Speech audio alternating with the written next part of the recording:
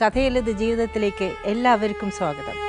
അമൃത ടിവിയും Kerala state legal services അതോറിറ്റിയും ഒന്നിക്കുന്ന ഈ പരിപാടിയിൽ ഇന്ന് നമുക്ക് നിയമസഹായം നൽകുവാൻ ഇവിടെ എത്തിച്ചേർന്നിട്ടുള്ള KELSA panel members, judicial member ബഹുമാന്യ judge Shrimati Suprabha, advocate member Shri Bhuvanendran Nair, സാമൂഹ്യ പ്രവർത്തകൻ ശ്രീ ശിവദാസ്.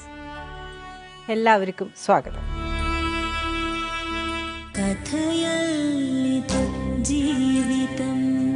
28-ാം തീയതി എന്റെ മകൾക്ക് പരീക്ഷയാണ്. 28-ാം തീയതി 27-ാം തീയതി 28-ാം തീയതി കൊണ്ടുപോയിക്കോട്ടെ, നോക്കട്ടെ. ഞാൻ ഇത്രയും കാലം ഒരു പനി വന്നാൽ ഞാൻ കൊണ്ടുപോകണം, രാത്രി 7:30 മണിയായാലും ഞാൻ കൊണ്ടുപോകണം. ഞാൻ ഒരു പെണ്ണായ ഞാൻ തന്നെ കൊണ്ടുപോകണം. ഒന്ന് വിളിച്ചാൽ എന്റെ കുട്ടിക്ക് സുഖമില്ല, അല്ലെ ഓപ്പറേഷനാണ്, ഒന്ന് കാണാൻ വരുമെന്ന് വെച്ചാൽ വരികയല്ല. ഇതൊക്കെ ഒരു തന്ത, ഇങ്ങനെ ഒരു അച്ഛൻ ചെയ്യാ? ഒരു ഭാര്യനെ തലാക്ക് ചൊല്ലി ഒഴിവാക്കി കഴിഞ്ഞ പിന്നെ നീ അതൊക്കെ കണ്ടിട്ടാണല്ലോ നമ്മൾ പിരിഞ്ഞിട്ടുള്ളത്. ഒഴിവാക്കിയിട്ടില്ല. ഞാൻ നിന്നോട് ചോദിച്ചത് എന്താ പിരിയല്ലേ? ഒഴിവാക്കി, മക്കളെ ഇയാൾ ഒഴിവാക്കിയിട്ടില്ല. അത് അതിൽ കറക്റ്റായിട്ട് മക്കളെ ഇയാൾ ഒഴിവാക്കിയിട്ടില്ല. വിളിക്കേണ്ട ആവശ്യം മക്കളാണ് വിളിച്ചത്, ഞാൻ വിളിച്ചിട്ടില്ല മാഡം. മക്കളാണ് വിളിച്ചത്. നിങ്ങൾ ആസ്പത്രിയിലെ കുട്ടി കാണണമെന്ന് പറയുമ്പോ നിങ്ങൾ പോയി കാണേണ്ടതായിരുന്നു.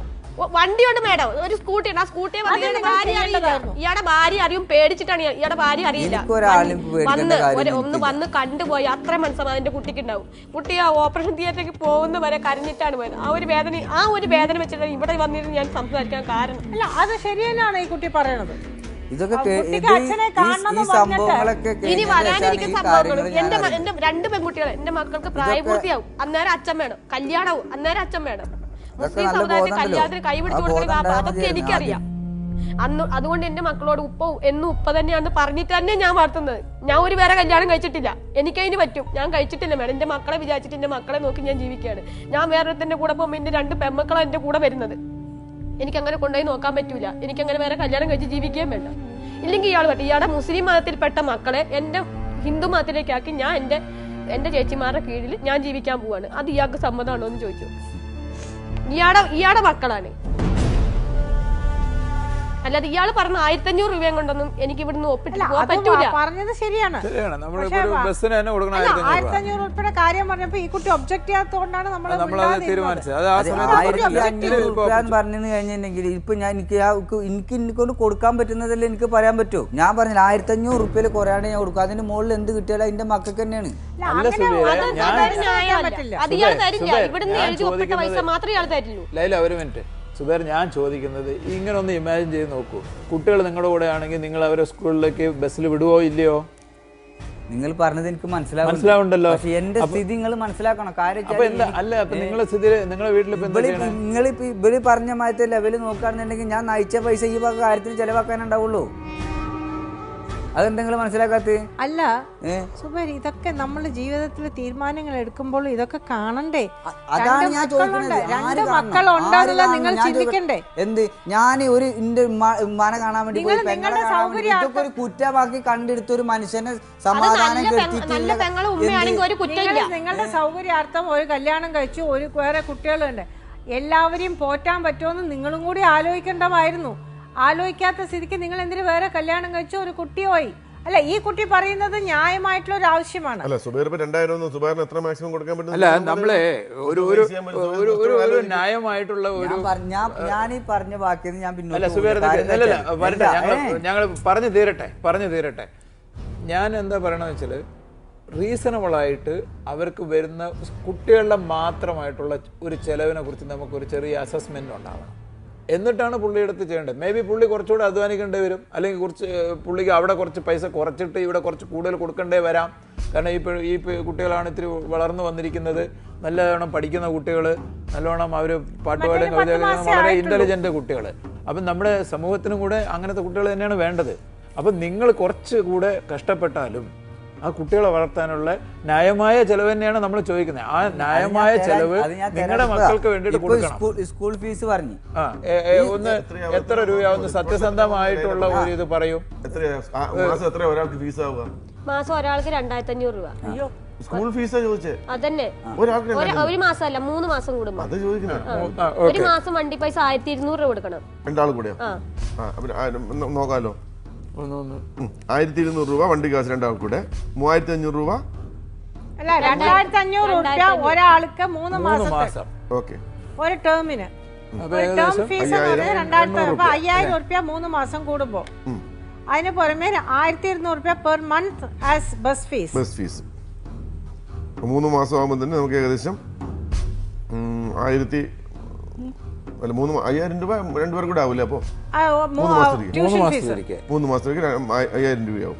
3 മാസത്തേക്ക് 2500, ഒരാൾക്ക് 2500 ആണ്. 3600 രൂപ ബസ്.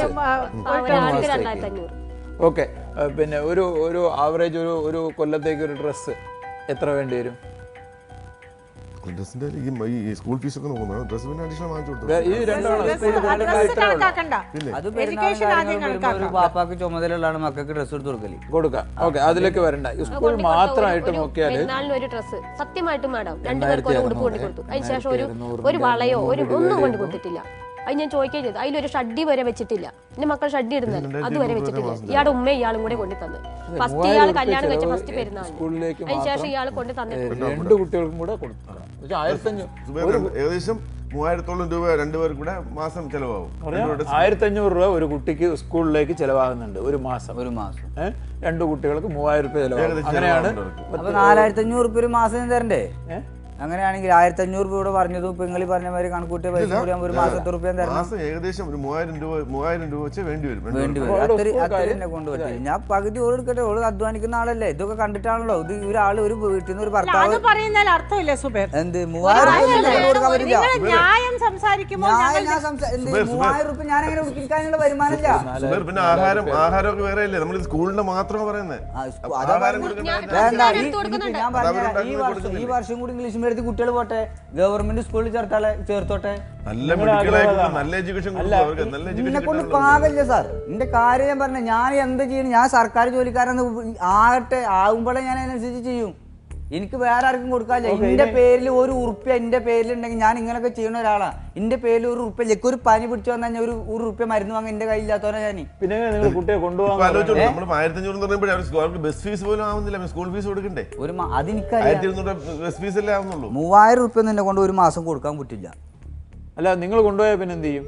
സപ്പോസ് പെൺകുട്ടികളെ തന്നെന്ന് വെച്ചോ, അത് ഡെവലപ്മെന്റ് ചെയ്ത് കൊടുക്കും. കാര്യം എങ്ങനെ ഏത് രീതിയിൽ അപ്പോഴും കൊടുക്കണ്ടേ ഈ പൈസ? പൈസ ചെലവാവില്ലേന്നാ ചോദിക്കണത്. കൊടുക്കണ്ട, ചെലവാകുമല്ലോ. ഒരു മാസത്തിൽ സ്കൂൾ ഫീസ് വരുമ്പോ 2500 രൂപ സ്കൂൾ ഫീസ് വരുമ്പോ എന്നെ വിളിക്കട്ടെ, വിളിക്കുമ്പോ എന്റെ ഒക്കെ എന്താ ഉള്ളത്? ചിലപ്പോ 1500 സമ്മതല്ല. ഞാൻ നോട്ടടിക്കണ കമ്പനിയിലല്ല പണിയെടുക്കണേ. ഞാൻ അധ്വാനിക്കാൻ എനിക്ക് പണി ഉണ്ടെങ്കിലേക്ക് പൈസ തരാൻ പറ്റുള്ളൂ. ഞാൻ എവിടെ നിന്ന് പഠിക്കാനാ? ഇതെന്ത് ഞാൻ എങ്ങനെ ഉണ്ടാക്കാൻ പറയും? ഞങ്ങൾക്ക് ഒരു വിദ്യാഭ്യാസം ഇല്ലാലും ഞങ്ങൾക്ക് നല്ലൊരു ദിവസം കൂലിപ്പണിക്ക് പോയി 500 രൂപ കിട്ടും. ചെലവും കഴിഞ്ഞ 500. ഒരു ദിവസം 500 കിട്ടിയ മാസം എത്ര പൈസ കിട്ടും? അത് 500 കിട്ടിയ കിട്ടുകൊടുത്തിരിക്കല്ല. അപ്പൊ അത് ചെലവാക്കാൻ നിങ്ങൾക്ക് അറിയാം. ചെലവാക്കണ്ടേ? ചെലവാക്കാനാണ് പൈസ.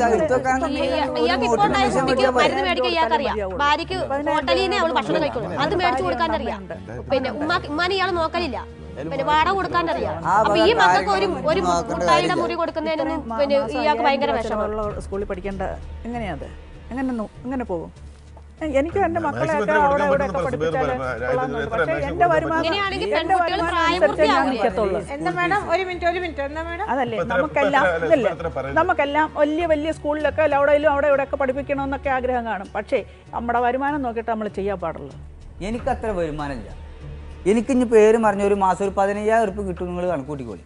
ഇന്റെ കാര്യങ്ങൾ ഞാൻ പറയാം. 3500 രൂപ ഞാൻ ജോലിയില്ല, ഭാര്യയുണ്ട്, അമ്മയുണ്ട്, അയാളെ നോക്കണം, ഈ കുഞ്ഞുങ്ങളെ നോക്കണം.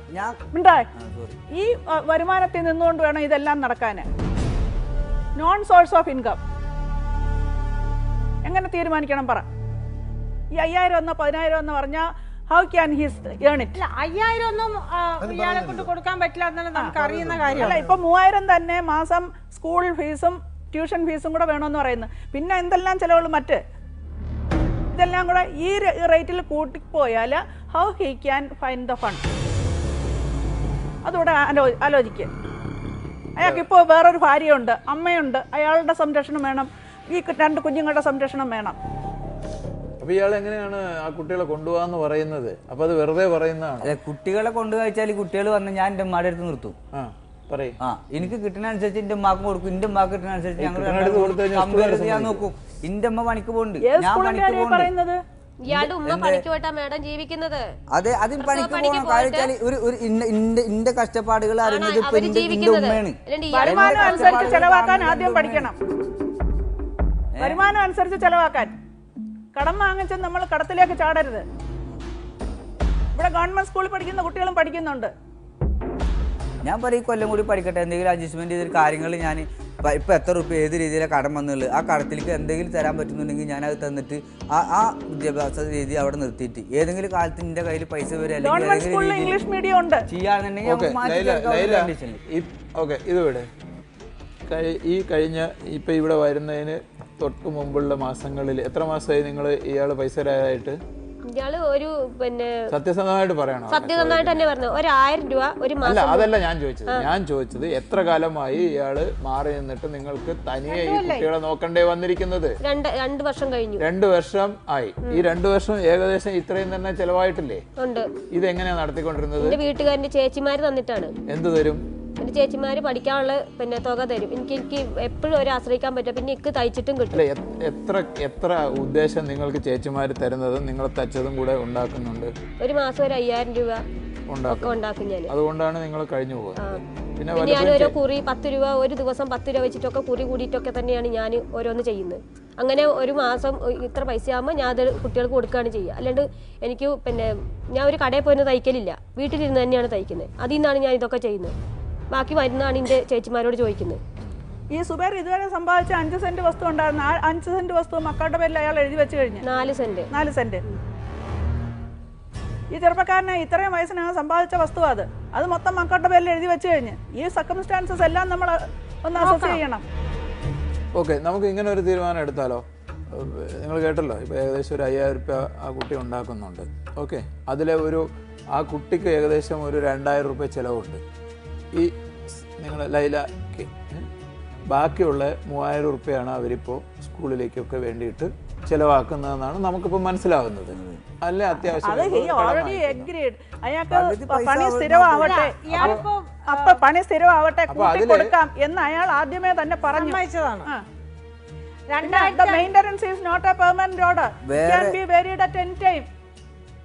വേറെ ഒരാൾക്ക് കൊടുക്കാനോ പിടിക്കാനോ എനിക്കില്ല. അല്ല, ഇയാളിപ്പോ 1500 നിന്നും 2000 വരെ ആൾ വന്നതാണ്. 2000 രൂപ വരുന്നുണ്ട്. തൽക്കാലം 2000 ഉറുപ്പ്യക്ക് സമ്മതിച്ചിട്ട് ലൈലടുത്ത് ചോദിക്കട്ടെ. ഇപ്പൊ ലൈലക്ക് ഇപ്പൊ ഇതുവരെ 5000 രൂപ കിട്ടുന്നതിനകത്ത് നിന്ന് 3000 രൂപ സ്കൂളിലേക്ക് കൊടുക്കേണ്ടി വരികയാണ്. ഇപ്പൊ നാളെ മുതൽ അത് മാറുകയാണ്. ഒരു 2000 രൂപ കൂടെ കിട്ടും. അപ്പം നിങ്ങൾ സ്കൂളിൽ കൊടുത്തിരുന്ന 3000 രൂപയ്ക്ക് പകരം നിങ്ങൾക്ക് 2000 രൂപ കൈ കിട്ടുമ്പോൾ ഒരു ലൈല സമ്പാദിക്കുന്നതിന് 1000 രൂപയാണ് പിന്നെ സ്കൂളിലേക്ക്. എന്റെ മക്കൾക്ക് ഓരോ അസുഖം വന്നാൽ അതിന് ഞാൻ അതിന് നമുക്കൊരു തീർപ്പ് കൊടുക്കൽ ആലോചിക്കാം.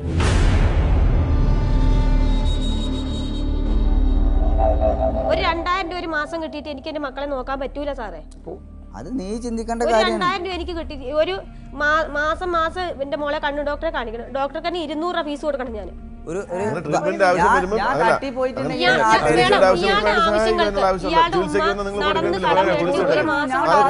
ഉണ്ടാക്കി കൊടുത്തു. എന്തുകൊണ്ട് എന്റെ മക്കൾക്ക് 3000 രൂപ മാസം കൊടുക്കാൻ എനിക്ക് പറ്റൂല?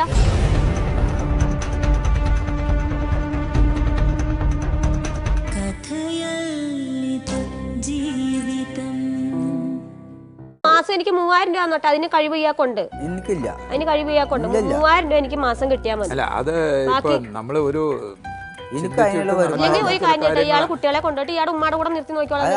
എന്റെ കാര്യം പറയാം, 3500 രൂപയ്ക്ക് ഒരു മാസം വാടക കൊടുക്കണം. അല്ല സുബൈറെ, ഈ കുട്ടികളെ കൊണ്ടുപോയി സംരക്ഷിക്കാൻ തയ്യാറാണോ? എനിക്ക് തന്നോട്ടെ, എന്നെ കൊണ്ട് ആവുന്ന രീതിയിൽ ഞാൻ സംരക്ഷിക്കും.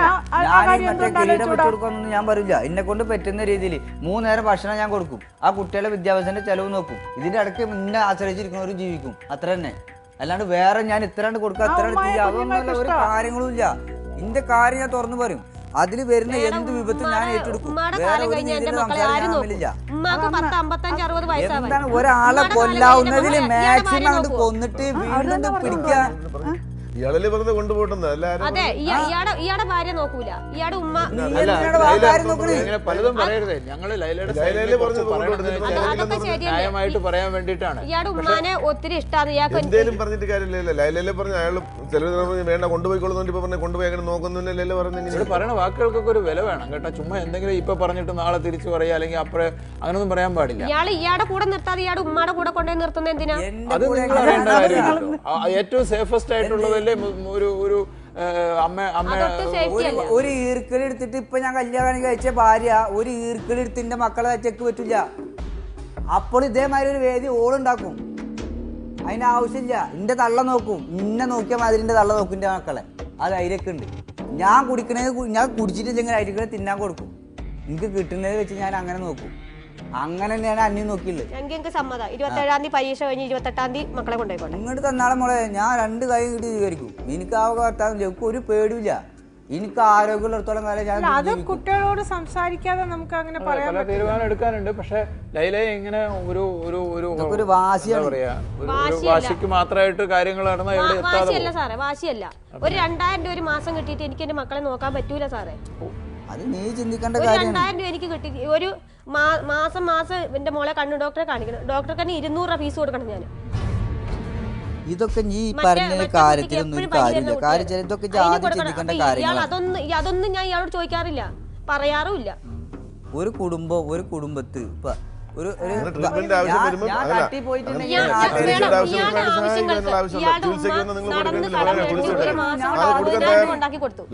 എന്തുകൊണ്ട് എന്റെ മക്കൾക്ക് 3000 രൂപ മാസം കൊടുക്കാൻ ഇയാൾക്ക് പറ്റൂല? ഒരു മിനിറ്റ്, ഒരു കാര്യം ലൈല മനസ്സിലാക്കണം. നിങ്ങളുടെ ആവശ്യങ്ങൾ പറയാൻ നിങ്ങൾക്ക് സർവ്വ അവകാശമുണ്ട്. പക്ഷെ അവർക്ക് കൊടുക്കുന്നുണ്ടെങ്കിൽ എനിക്കെന്തുകൊണ്ട് തന്നൂടാ, അവർക്ക് ചെയ്യുന്നുണ്ടെങ്കിൽ എനിക്കെന്ത് ചെയ്തുകൂടാ, ഇങ്ങനെയുള്ള ഈ താരതമ്യേനപ്പെടുത്തുന്ന ആവശ്യമില്ല. അയാളുടെ ഭാര്യയ്ക്കോ അയാളുടെ ആ ഭാര്യയിലുള്ള അതിനെ ഇവിടെ ഇങ്ങനെ പറഞ്ഞുകൊണ്ടിരിക്കേണ്ട കാര്യമില്ല. എനിക്ക് എൻ്റെ മക്കൾക്കും ചെലവിന് ഇത്ര കിട്ടണം, അത് നിങ്ങൾക്ക് പറയാൻ അവകാശം. അത്രേ പറയേണ്ട കാര്യം. നിങ്ങൾ പലതവണയായി പറയുന്നു, ബിരിയാണി മേടിച്ചു കൊടുത്തു ഭാര്യയ്ക്ക്, മക്കൾക്ക് അത് മേടിച്ചു കൊടുത്തു, ആ ഭാര്യയ്ക്ക് അത് എന്തുകൊണ്ട് എനിക്ക് അതിവിടെ വേണ്ട. ആ കമ്പാരിസൺ, ആ താരതമ്യപ്പെടുത്തുന്ന ഇവിടെ വേണ്ട. അയാളുടെ ജീവിതത്തിൽ അയാൾ എന്ത് ചെയ്യുന്നു എന്നുള്ളത് അയാളുടെ ഇഷ്ടം. നിങ്ങൾ മൊഴി ചൊല്ലിയതാണ്, നിങ്ങളുടെ സമ്മതപ്രകാരം മൊഴി ചൊല്ലിയതാണ്. നിങ്ങളുടെ സമ്മതപ്രകാരം തന്നെയാണ് വേറെ കല്യാണവും കഴിച്ചത്. നിങ്ങളെ മൊഴി ചൊല്ലി ആ മൊഴി ചൊല്ലണതിൻ്റെ എല്ലാ വ്യവസ്ഥകളും അയാൾ പാലിച്ചിട്ടുമുണ്ട്.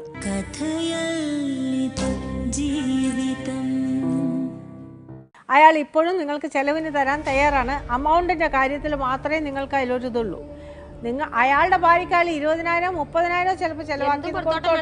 പക്ഷെ അത് അല്ല, നിങ്ങൾ ഒന്നും പറയുന്നില്ല അല്ലേ, നിങ്ങളിവിടെ പറയുന്നുണ്ട്. അതുകൊണ്ട് നിങ്ങൾ എനിക്ക് ഇത്ര വേണം എന്ന് പറയാൻ പറ്റില്ല. അതുകൊണ്ട് പറയുന്നതല്ല.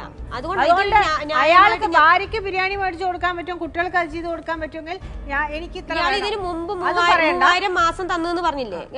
പറഞ്ഞല്ലോ, കുട്ടിക്ക് സുഖമില്ലാതെ ആയാലും കോളേജിന്റെ സ്കൂളിന്റെ കാര്യത്തിലും ഒക്കെ അതൊക്കെ ന്യായം, അതൊക്കെ ന്യായം. അതുകൊണ്ടാണ് നമ്മൾ അതിനകത്ത് വീണ്ടും ചിന്തിച്ചത്. പക്ഷെ അയാള് അതിൽ കൂടുതൽ പിന്നെ ഒരു കാര്യമുണ്ട് സർ, നമ്മളെല്ലാവരും വിട്ടുപോകുന്ന ഒരു കാര്യമാണെന്നാണ് എനിക്ക് തോന്നണത്. നമ്മളൊരു വീട്ടിൽ ഒരുമിച്ച് താമസിക്കുമ്പോൾ ചിലവോട് ചിലവ് പലതും കഴിഞ്ഞു പോകും. പക്ഷേ ഒരു മാസം ഇത്ര തീയതിക്കുള്ളിൽ ഇത്ര ഒരു എമൗണ്ട് കൊടുക്കണം എന്ന് പറയുമ്പോൾ ചിലപ്പോൾ നടന്നില്ല എന്ന് വരും. മറ്റേത് ഇയാൾ മാസം ഇപ്പോൾ 20,000 രൂപ ഒരു മാസം സമ്പാദിക്കുന്നുണ്ട്, അതൊരു മാസം കൊണ്ടായിരിക്കും അയാൾ സമ്പാദിക്കണത്. അന്നന്നാൾ കിട്ടുന്ന ചിലവ് അന്നന്നാൾ വീട്ടിൽ അന്നന്നാൾ നിലയ്ക്ക് അത് നടന്നു പോകും. പക്ഷേ ഈ കിട്ടുന്ന എമൗണ്ട് ചേർത്ത് വെച്ച് അടുത്ത മാസം 5000 ഉറുപ്പ്യ കൊടുക്കുക എന്ന് പറയുമ്പോൾ ചിലപ്പോൾ നടന്നില്ല എന്ന് വരും. ഇത് പ്രാക്ടിക്കലായിട്ടുള്ള ഒരു ഡിഫിക്കൽട്ടിയാണ് ഞാൻ പറയണത്. അത് വേറെ തന്നെയാണ്. അത് പല വീടുകളിലും ഞാൻ കാണുന്നുണ്ട്. ചിലവിന് കിട്ടണം എന്ന് പറയുന്നത് ശരിയാണ്. ചിലവിന് മക്കളുടെ ചിലവ് കൊടുക്കണം, ഭാര്യയുടെ കാര്യം നോക്കണം, ഒക്കെ സമ്മതിച്ചു. പക്ഷെ അവർ ഒരുമിച്ച് ജീവിക്കുമ്പോൾ 30,000 ഉറുപ്പ്യ ഒരു വീട്ടിൽ ചിലവായിട്ടുണ്ടാവും. അത് പക്ഷെ നമ്മൾ ഫീൽ ചെയ്യില്ല. അയാൾക്ക് ദിവസം 700 ഉറുപ്പ്യ ഉണ്ടാവും ഒരു ദിവസം. അങ്ങനെ കണക്കാക്കുന്ന സമയത്ത് നമ്മൾ 20 ദിവസം കണക്കാക്കി കഴിഞ്ഞാൽ 10-20,000 ഉറുപ്പ്യ ശമ്പളം അയാൾക്ക് കിട്ടുന്നുണ്ടെന്ന് വെക്കാം. പക്ഷെ 20,000 ഉറുപ്പ്യ അയാൾക്ക് കിട്ടുന്നത് 30 ദിവസം കൊണ്ടാണ്. ആ 20,000 ഉറുപ്പ്യ അയാൾക്ക് ആദ്യത്തെ ഒരാഴ്ച കൊണ്ടല്ല കിട്ടണേ. He is not a salaried person. ഒരു ഫിക്സഡ് ഇൻകം ഇല്ല. അല്ല, അതാണ് അവിടെ വരുന്ന. അതാണ് അയാൾ പറയുന്നത്, എനിക്ക് കുട്ടികളെ കൊണ്ടുപോയി നോക്കാം എന്ന് പറഞ്ഞാൽ അതാത് ദിവസമാണ് നടക്കുന്നത്. ഇത് 10-ാം തീയതിക്കുള്ളിൽ 3000 കൊടുക്കണം എന്ന് പറയുമ്പോൾ അതെ, അയാൾക്ക് മാസം 20,000 ഉറുപ്പ്യ ശമ്പളം 1-ാം തീയതി കിട്ടുന്നുണ്ടെങ്കിൽ അയാളുടെ അടുത്ത് നമുക്ക് പറയാം അതിലൊരു 3,000-4,000 ഇയാൾ കുട്ടികൾ കൊടുക്കണം. ബാക്കിയുള്ള 15,000 വെച്ച് നിങ്ങൾ എങ്ങനെയാണെന്ന് വെച്ചാൽ നിങ്ങളുടെ കുടുംബം നോക്കണം. എക്സ്ട്രാ ഇൻകം വേണമെങ്കിൽ over to. But he is not a salaried person. അവിടെയാണ് ഈ പ്രാക്ടിക്കൽ ഡിഫിക്കൽട്ടി വരുന്നത്.